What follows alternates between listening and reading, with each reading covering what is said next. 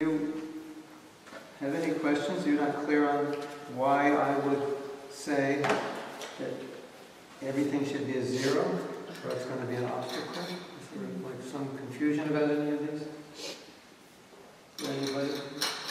So when you say forgiveness is done to improve or reconcile a relationship, I mean, even though that might happen, that shouldn't be why. It's not necessarily. Because you may not want that relationship, or the person may not want to reconcile. Sometimes you find, you were hurt, but they don't know that they hurt you. And if you try to reconcile, it makes it worse. Because then you have to tell them they hurt you. And they may not acknowledge that. So it's really your choice. For some people, it's important to reconcile because it's a person that's close to them and they have to deal with it. And in other cases, it's important they don't reconcile because they don't want to have a relationship because the person hurt them so much. It's better they're not near them. So you have to choose them. But beliefs are very interesting because they create paradigms with which we operate, and we have all these rules operating. And a lot of times, the rules for the game go against what we're trying to achieve. And if we could do a whole workshop on beliefs, but if you look at your life and you look at something going against what you want, you probably have a belief that's undermining what you want. It's not supporting you. Because we have beliefs that we pick up along the way in our life, and at some point in our life that may work. And then we carry them with us to another part of our life where they don't work, but we don't let them go. So we're caught in this position where I'm trying to do something, but it always fails. Because there's a belief about that particular activity that's still operating, that worked good. Like, when I was young, I was just a hippie, so who cares about money? I didn't have to care because my parents were giving me money. So I could just walk around, hey, who cares about money? And then I get married and have a family, and I'm trying to run a business, and there's this belief, who cares about money? That doesn't work anymore. When you're investing your money, who cares about it? So you need beliefs which are supportive of you. And so it worked when I was 18. When I was 45, it didn't work. But, a lot of people try to make money, but they still have the beliefs they have when they were teenagers that money doesn't matter. Or relationships are not that important. I'm a free spirit. Now you're married. We have, in the organization I'm in, we have a lot of men who live like monks, and then they decide to get married. And so they've been very much conditioned to think about life in terms of living as a monk, which is a different paradigm than when you're married. So sometimes they enter marriage and they carry the beliefs of monk life into marriage. And their wife's like, I just wanted to tell you something. Maybe you didn't know you're married. You're not a monk anymore. And it's a common thing. Because those beliefs serve them well for renunciation, detachment, and then, now you have a kid. It's not time to be detached. So, and some of the men, they don't know why it's not working because they haven't adjusted their beliefs to support them. So I find you, for example, you're trying to forgive somebody who for 26 generations your family hated, that ethnic group. So you might have a little bit of trouble, in forgiving it because it's been handed down to you, practically genetically, And so you have to realize it's there. And we have a lot of beliefs we don't even know we have. And the way you know you have them is just look at what you do, and then go backwards. What would a person have to believe to do this? You're working 18 hours a day, 7 days a week, 366 days a year. What would someone have to believe to do this? Achievement is the ultimate goal of life. Every minute has to be utilized. So you just go backwards and you see there's a belief there. Is that making you happy? No, I'm completely burned out. Well, maybe you should, change your beliefs a little bit, to something other than success is not, working 18 hours a day, 7 days a week, and, owning 64 businesses and having, 1 million employees. There's a funny story. They asked this man, it was a workshop, he said, what do you need to be happy? The guy was a super businessman. He was making like like 12 million a year. But he wanted to make like 12 million a month. Because he's just like competing against the most successful business people. So, no, at this point he was making like 3 million a month, but his goal was to make 12 million. So the facilitator said, "So, are you happy that you're making 3 million?" He said, "No, I'm miserable." Because he set a rule. The rule was, I need to make 12 million to be happy. So the facilitator said, the man didn't realize it, he said, "Who set that rule that's making you unhappy?" And then he realized, I am. My husband has to be this way. My wife has to be this way. Everything has to be this way, then I'll be happy. Now we set all these rules. If your husband's not that way, that's a bad rule. Because it's going to make you unhappy. You just change the rules, and then everything's okay.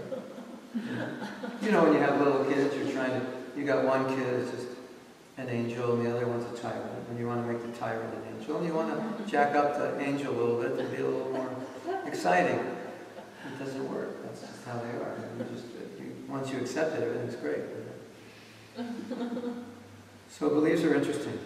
Okay, so this was just to make you aware. If you had any number that's a little too high, that could be the main reason you're not forgiving. And you have to reframe the belief. So let's say it's impossible to forgive an offender unless he's brought to justice. I have to reframe that belief. I can forgive him even if justice is not brought. You reframe it so it can allow you to forgive. Otherwise you're waiting for him to go to jail. Oh, he didn't go to jail. Well, then I'm not going to forgive him. You see? What about, since the past cannot be changed, I must be resigned to the reality that my life will be affected by the consequences of what happened?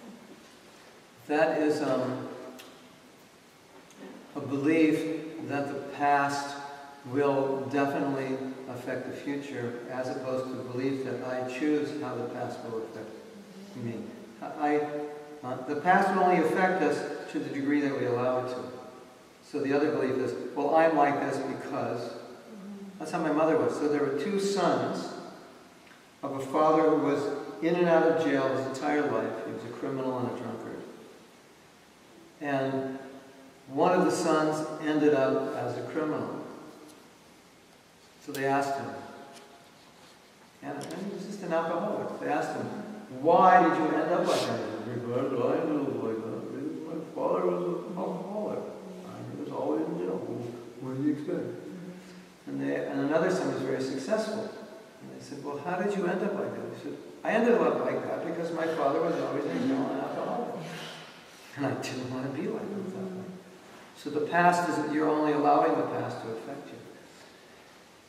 If you drive, let's say you got in a car and you decided, well, the way we're going to drive this car is we're going to look in the rearview mirror and we'll look behind us. Is that smart? We'll go forward by looking behind us.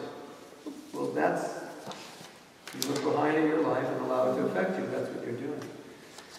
If you look towards what you want your life to be, then you're looking through the mirror, through the windshield. And you always want to look where you're going, where you want to go. You don't want to look where you've come from or where you are now as much as where you want to go. And so what is it that you want? So, like in my life, I have very specific vision of where I want to be spiritually in my life now and in the future. And I may not be there, but that's what I'm looking for. Because wherever you look to go, you'll go. Right? So we take a vow, we'll chant 2 hours. Right? So we have to look towards that as a goal we want to do every day.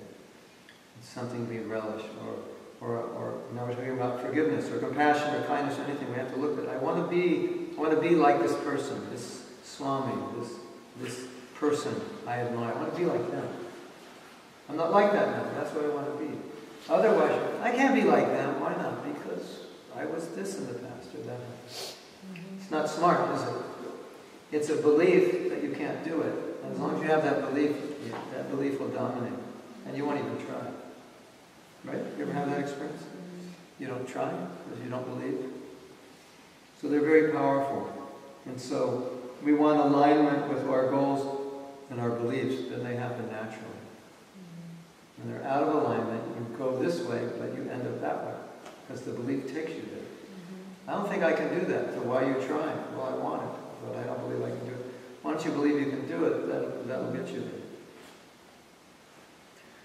We are faced with all kinds of problems in our life, and sometimes we just go, "It's the way I am, I can't do anything about it." And that's exactly what happens, because that's what you believe. Right? And your partner's going, "You have to say that you can't do anything about it. Of course you can do something." Right? Something, I don't know, it's everything, but it's something. Right? Does that make sense, everybody? Okay. So now, we're on, where do we go to now? We go, oh yeah, so we're going to do another exercise. It's on the bottom of page 4. I'm going to put you, this is the last time I'm going to put you in distress, so please forgive me. I know you're very forgiving people. Think of a visual image. This is the last exercise. It's called Visualize Your Pain on the bottom of page 4. Think of a visual image that best illustrates how the pain of your resentment feels.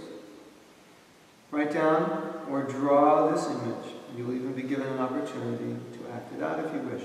Allow yourself to fully connect with and feel the pain this image illustrates. That is the pain of your resentment. Notice where you feel these emotions, where in or outside your body you feel the feelings reside, and feel the weight, the burden you carry. It's a little different than the other exercise. The other exercise we were emoting, and now we just want to try to kind of experience, like these kinds of things, where just allow yourself to feel it. I'm holding on to resentment.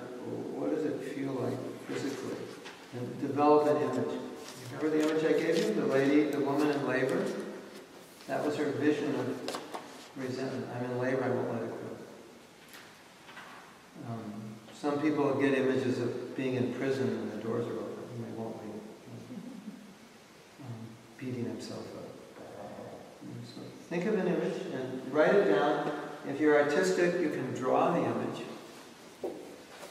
And then it's an exercise to fully identify with the experience of resentment, the pain of it, because this will propel us to go beyond the pain.